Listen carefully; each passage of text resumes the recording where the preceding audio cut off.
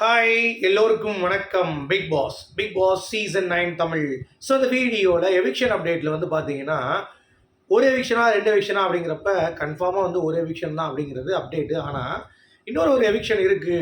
ஏன்னா டிக்கெட்டு ஃபினாலில் 10 பேர்லாம் போக முடியாது, 9 பேர் தான் அப்படின்ற மாதிரிலாம் சொல்கிறாங்க. ஏன்னா அடுத்தடுத்து ரொம்ப டஃப் ஆயிரும், அதனால் எவிக்ட் பண்ணுறதுக்கு வந்து அது ரொம்ப கஷ்டமாயிரும் அப்படின்ற மாதிரி சொல்கிறாங்க. நான் என்ன சொல்கிறேன் அப்படின்னா, அந்த மாதிரியான ஒரு விஷயத்தில் என்ன டைமென்ஷனில் இந்த கேம் வந்து போகுது, இல்லை நிஜமாகவே இந்த வாரம் 2 விஷயம் பண்ணலைன்னா ரொம்ப டஃப் ஆயிருமா அப்படின்னு சொல்லி கேட்டிங்கன்னா, அதை பற்றி தான் அந்த வீடியோவில் முழுசாக வந்து பார்க்க போகிறோம். அடுத்து பேக்கப் சாங் என்னென்ன போட்டாங்க, திவ்யாவை பற்றி எல்லாருமே ஹவுஸ் மேட்ஸ் வந்து புரிஞ்சுக்கிட்டாங்க. ஸோ இனிமேல் திவ்யாவுக்கு கண்டென்ட் வந்து யாரும் கொடுக்க மாட்டாங்க அப்படிங்கிறது தான். இனிமேல் தனியாக உட்காந்துக்கிட்டு அது பாட்டு புலம்பிட்டு எங்கேயாவது கேமரா பார்த்துட்டு இருக்க வேண்டியதான். ஏன்னா அந்தளவுக்கு அவங்கள பற்றின இது புரிஞ்சு போச்சு. Because she is just creating content for PR அப்படிங்கிறது தான் பாயிண்ட்டு. அதை பிடிச்சிட்டாங்க. இனிமேல் திவ்யாவுடைய கிராஃப் வந்து பார்த்தீங்கன்னா இறங்கிடும் அப்படிங்கிறதுல எந்த ஒரு மாற்று கருத்தும் இல்லை. ஸோ அதை பற்றி நம்ம பேச போகிறோம். வீடியோக்குள்ளே போகிறதுக்கு முன்னாடி சேனலுக்கு புதுசாக இருந்தீங்கன்னா கண்டிப்பாக சப்ஸ்கிரைப் பண்ணிக்கோங்க, வீடியோ மறக்காமல் ஒரு லைக் பண்ணிக்கோங்க. இப்போ நம்ம வீடியோக்குள்ளே போகலாம். ஸோ எவிக்ஷன் அப்டேட்டில் ஒன்று வந்து பார்த்தீங்கன்னா கிட்டத்தட்ட உறுதி ஆயிடுச்சுங்க. சரியா, கார்டு எடுத்தது அரோரா இருந்தாலும் இப்போ போட்டிருக்கிறது வந்து சுறா படத்துலேருந்து ஒரு சாங். அதுவும் இல்லாமல் இன்றைக்கி கேமராமேன் வந்து சுபியை நிறையா ஃபோக்கஸ் பண்ணிட்டே இருந்தான் அப்படிங்கிறது பார்க்க முடியுது.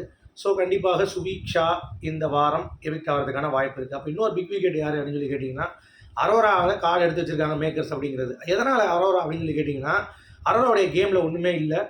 முதல் 4 வாரம் ஒன்றும் கிடையாது. அதுக்கடுத்து பார்வதி கம்பத்தை வச்சு ட்ராவல் பண்ணி இப்போ ஒரு தூரம் வந்திருக்காங்க. மற்றபடி யூனிக் கேம் அப்படின்னு சொல்லி பார்த்தீங்கன்னா அங்கே ஒன்றும் கிடையாது. ஓகே, ஸோ அப்படி இருக்கும் பொழுது அவங்க ஒன்றுமே பண்ணாமல் ஒரு கேஷ் பாக்ஸும் எடுக்கணுன்ற மாதிரி ஒரு மைண்ட் செட்டில் அவங்க இருக்காங்க. அப்படிங்கிறப்ப விஜய் டிவி அதையும் வந்து பெர்மிட் பண்ணி அவங்களுடைய கேஷ் பாக்ஸோட டார்கெட் வந்து பார்த்திங்கன்னா, சபரி இன்கேஸ் டிக்கெட் ஃபினாலே அடிச்சிட்டாரு அப்படின்னா அவங்களுக்கு கிடையாது, சாண்ட்ரா கொடுத்துருவாங்க. இன்கேஸ் சபரி அடிக்கலைன்னா சபரிக்கு வந்து இந்த டிக்கெட் ஃபினாலே கேஷ் பாக்ஸ் அப்படிங்கிறது தான் பிளான். ஸோ அவங்க இருந்தாங்கன்னா அதை எடுத்துருவாங்கிறது தெரியும், அரோரா இருந்தாங்கன்னா. ஸோ அந்த ஒரு பேட்டர்னில் அரோராவை இந்த வாரம் தூக்குறதுக்கான வாய்ப்புகள் மிக மிக அதிகம். ஸோ 2 எவிக்ஷனாக இருந்தால் சுபிக்ஷா அண்ட் அரோரா கன்ஃபார்மாக இருக்கும் அப்படிங்கிறது என்னுடைய பாயிண்ட் ஆஃப் வியூ. ஏன்னா பாடல் வந்து பார்த்திங்கன்னா சுறா படத்துலேருந்து பாட்டு வந்து போட்டிருக்காங்க அப்படிங்கிறதுனால இருக்கும் அப்படிங்கிறது தான் பாயிண்ட். ஸோ கடைசி நேரத்தில் இல்லை ஒன்று போதும் அப்படின்ற மாதிரி பிளான் பண்ணலாம். ஏன்னு நான் சொல்கிறேன், ஒன்று இருக்குன்ட்டு சுபிக்ஷாவை இருக்கிறதுக்கான வாய்ப்பு இருக்குது. அப்படின்னா போன சீசன்லேயும் 10 பேர் தான் டிக்கெட் ஃபினாலே ஆடினாங்க. ஸோ இன்றைக்கி ஒருத்தவங்க போனால் கூட 10 பேர் தான். அதுக்கடுத்த வாரம் 2 போனாங்க, 8 ஆயிடுச்சு. அதுக்கடுத்த வாரம் 2, 6000. ஃபினாலே வைக்க 6 பேர். அதில் ஒருத்தர் மனம்பட்டி எடுத்துகிட்டு போனால் கூட வந்து பார்த்தீங்க அப்படின்னா வேலை முடிஞ்சிடும். சரியா, இல்லாட்டி மிட்வீக் எவிக்ஷனில் கூட அந்த 6 தூக்கிக்கலாம். இப்போ கேஷ் பாக்ஸ் ரன் பண்ணி போய் எடுக்கணும் அப்படின்ற மாதிரி போன சீசன் மாதிரி வச்சாங்க அப்படின்னா மிட்வீக் எவிக்ஷனில் ஒரு ஆளை தூக்கிட்டு வெளியே கூட்டு வந்துட்டு அவங்களுக்கு வந்து விஜய் சேதுபதி எபிசோட் அப்போ வந்து பேசிட்டு அனுப்பிடலாம். ஸோ 5 கன்ஃபார்மாக உள்ளே போயிடும். இதுதான் வந்து டைமென்ஷன். இந்த 3 வாரம் இருக்கக்கூடிய நிலைவில் யார் வின்னர் அப்படிங்கிறது இன்னும் படபடம் தான் இருக்குது. ஏன்னா அஃபிஷியல் ஓட்டிங் பிரகாரம் யாருக்கும் பெரிய லெவலில் ஓட்டு இல்லை. ஒன்றாவதுலேருந்து கடைசி வரைக்குமே வந்து 70,000 ஓட்டு தான் டிஃப்ரென்ஸ் அப்படிங்கிறது தான் ஆச்சரியமான விஷயம். ஏன்னா இந்த சீசனில் வெளியே காட்டுற அந்த பிம்பம் அன்அஃபிஷியல் ஒரு வெங்காயம் கிடையாது. அந்தளவுக்கு யாருக்கும் பெரிய லெவலில் டிஃப்ரென்ஸும் கிடையாது. அந்த இடத்துல கீழே இருக்கிறவங்களுக்கு வந்து ரொம்ப தகுதியற்ற நபர்களும் சொல்லவும் முடியாது. அந்த மாதிரி தான் இந்த கேமுடைய ப்ராக்ரஸ். யாருமே மக்கள் மனதை பெரிதாக கவரவில்லை. வினோத் எடுத்துக்கிட்டிங்கன்னா வினோத்துடைய இது வந்து காமெடி, அவ்வளோதான். நீங்கள் திவ்யா கணேஷ் எடுத்துக்கிட்டிங்கன்னா திவ்யா கணேஷுக்கு இப்போ பாயிண்ட்டாக பேசுகிறாங்க, அட்ரஸ் பண்ணுறாங்க அப்படின்றது மட்டும்தான். மற்றபடி காலில் அர்த்தம் வருது அப்படிங்கிறது ஒரு பக்கம். இன்னொரு பக்கம் நீங்கள் பாரதி எடுத்துக்கிட்டிங்கன்னா எவ்வளோ ஈக்குவலாக லவ் இருக்கோ அவ்வளோ ஈக்குவலாக ஹேட் இருக்குது மக்கள் மத்தியில். அவங்களும் வந்து மக்களுடைய வின்னராக கன்சிடர் பண்ணப்படலை. நீங்கள் அடுத்த இடமான வரிசையை நீங்கள் எடுத்துகிட்டு சாண்ட்ரா எடுத்துக்கிட்டிங்கனாலும் அதே தான், சபரி எடுத்துனா அதே தான், கனி எடுத்துக்கிட்டிங்கன்னா அதே தான். இந்த மாதிரி யாருமே மக்களுடைய ஃபேவரட் எங்களுக்கு அப்படின்ற மாதிரி ஒவ்வொரு சீசன்லேயும் இருக்கும்ல, அந்த மாதிரி இல்லை. அட்லீஸ்ட் 6th சீசன்லையாச்சும் அசீமுக்கு வந்து பார்த்தீங்கன்னா பெரிதளவு மக்கள் சப்போர்ட் பண்ணாங்க. பார்வதிக்கு அப்படி இல்லை, பெரிதளவு மக்கள் இல்லை. இப்போ அசீமுக்கு 75% லவ் இருந்துச்சு, 25% ஹேட் இருந்துச்சு. பார்வதிக்கு 50% இருக்குது. அதுதான் இங்கே பிரச்சனையே. புரியுதா உங்களுக்கு?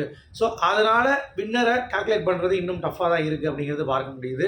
சரி, நேற்று நைட்டு நான் நினச்சேன் பார்வதி வந்து ஐயோ போச்சு, கமருதிக்கிட்ட போய் ஒருத்தரி போட்டு போகிறான், இல்லை கமருதி வந்துவான்னு பார்த்தா கமருதி போய் தூங்கிட்டான், பார்வதி தூங்கிட்டான் அப்பா அப்படின்ற மாதிரி இருந்துச்சு. காலையிலேயும் வந்து பார்த்தீங்கன்னா கட்டி பிடிச்சாங்க. சரி ஏதோ நடக்க போதுன்னு பார்த்தா நல்ல வேலை டக்குன்னு கட்டி பிடிச்சிட்டு ஒரே ஒரு ஹக்கு தான், நான் இனிமேல் எங்கேயும் மாட போகிறேன், நீ உங்கேயும் மாட போகிறேன்னு சொல்லி போயிட்டாங்க. அது வரைக்கும் கொஞ்சம் சந்தோஷமாக இருக்குது.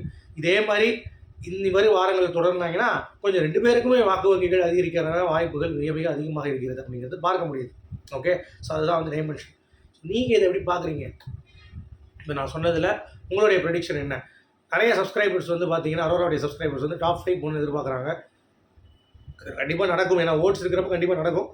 பட் சேனல் டிசிஷன் வந்து பார்த்தீங்கன்னா கேஷ் பாக்ஸு அரோராவுக்கு போகக்கூடாதுங்கிறதுல முடிவாக இருக்காங்க. அது வந்து நல்லாவே தெரியுது. ஓகே, ஏன்னா அவங்க ஃபேவரட்ஸ் தான் எப்பயுமே கேஷ் பாக்ஸ் வந்து அவங்களுடைய மனநிலை இருக்கும். அந்த மாதிரி தான் கொடுப்பாங்க. ஓகே, டிடிஎஃப்பும் அவங்க ஒரு பிளான் பண்ணுவாங்க ஒரு ஆள் கொடுக்கணும்னு. ஆனால் நடக்காது. ரயான் வந்து வாங்கிட்டு போயிட்டு அம்பன மாட்டோம். அந்த மாதிரி இந்த வந்து யார் வாங்கிட்டு போகிறாங்கன்னு தெரில. டிடிஎஃப் டாஸ்க்கில் நீங்கள் நினைக்கிற மாதிரிலாம் இருக்காது. சிம்பிளாக தான் இருக்கும். பேலன்சிங் டாஸ்க்கு அந்த மாதிரி தான் இருக்கும்னு நினைக்கிறேன். ஸோ அதனால் நம்ம வந்து ரொம்ப ஓவராக மண்டையை போட்டு வச்சுக்கிட்டு ஐயோ பயங்கரமாக இருக்கும் 24 பாஸ் 7 டாஸ்க் இருக்கும், உங்களுக்கு வெங்காயம் இருக்காது சரியா. 10ஓட 11 வைப்பாங்க. ரைட், அடுத்து திவ்யாவோடைய முகத்திரையை ஃபுல்லாகவே கிழிச்சிட்டாங்க.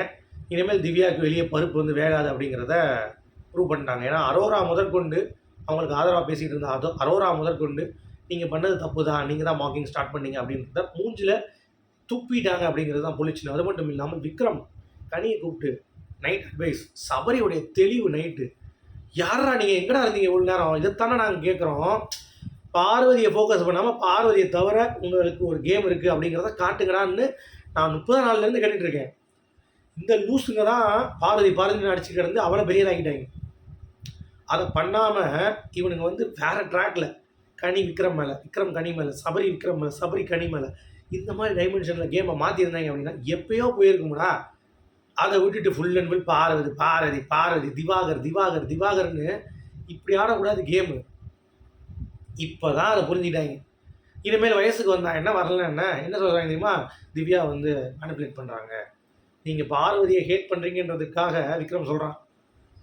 இவங்க திவ்யா பண்ணுறது எல்லாமே ஜஸ்டிஃபை பண்ணாதீங்க, அவங்க பண்ணுறது தப்பு இருக்குது அப்படின்ற மாதிரி சொல்கிறான். இல்லை அது புரியுது, பட் அவங்க சுற்றி விட்றாங்க அப்படின்ட்டு. சாண்ட்ரா பற்றி பார்க்க ஆரம்பிக்கிறாங்க. நம்ம கனி சாண்ட்ரா வந்து இப்படி இருக்காங்க, இப்படி பண்ணுறாங்க. அமித்தை பற்றி பார்க்க ஆரம்பிக்கிறாங்க. இதுதான் கேம். நாங்களே தான் கேட்குறோம். Kani and Vikram, Sabari, hats off. இதைத்தான் இவ்வளோ நேரம் நாங்கள் கேட்டுட்ருக்கோம். இப்போ தான் விக்ரம்க்கு அது புரியவே செய்யுது. ஓ, பாரதி தவிர இங்கே ஒருத்தவங்க இருக்காங்க போல் நிறைய பேர், நம்ம அதை பார்க்கணுன்ற ஒரு அறிவு இப்போ தான் வருது. But it's too late.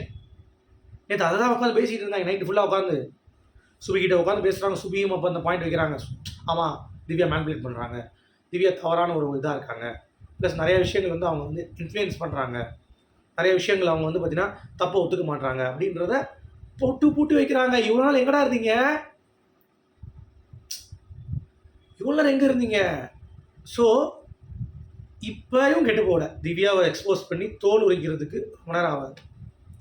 அவங்க பிஆர் வந்து அவங்க பண்ண கண்டென்ட் எடுத்து பெரிய பெரிய மூதேவிங்க முதற்கொண்டு பண்ணிட்டு தான் இருக்குங்க. அதை பற்றி நம்ம கவலையப்பட வேணாம். அது மக்களை இன்ஃப்ளூயன்ஸ் பண்ணாது. மக்களுக்கு தெளிவாக தெரிஞ்சிச்சு யார் பண்ணால் யார் அந்த ஃபைட்டை இதுவாகனா. வினோத் பக்கம் பாரதி பக்கம் இருக்கக்கூடிய நியாயம் என்னங்கிறத அரோரா முதற்கொண்டு எல்லாம் எக்ஸ்போஸ் பண்ணிட்டாங்க. அப்படி இருக்கிறப்ப ஒன்றும் பண்ண முடியாது. Better luck next time Divya அப்படிங்கிறத சொல்லிட்டு இந்த வீடியோ நம்ம முடிச்சிருவோம். உங்களுடைய கருத்துக்கள் என்ன அப்படிங்கிறத மறக்காம அவசியம் சொல்லுங்கள். மீண்டும் சூப்பர் அடுத்த வீடியோ சந்திப்போம். வரைக்கும்